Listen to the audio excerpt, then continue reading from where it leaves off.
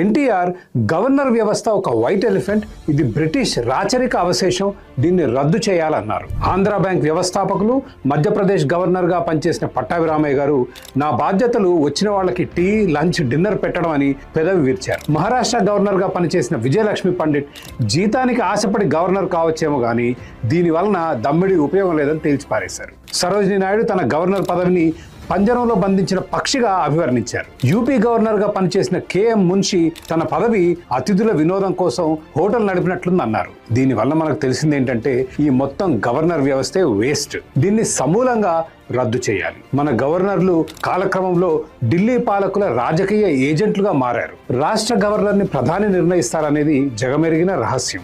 రాష్ట్రాల్లో ప్రత్యర్థి పార్టీలకు తలనొప్పులు సృష్టించడానికి గవర్నర్లను వాడుతుంది ఢిల్లీ. ఈ పని గతంలో కాంగ్రెస్ చేసింది, ఇప్పుడు బీజేపీ చేస్తుంది. మొన్న తమిళనాడులో విజయ్ని బలపరీక్షకు పిలవకుండా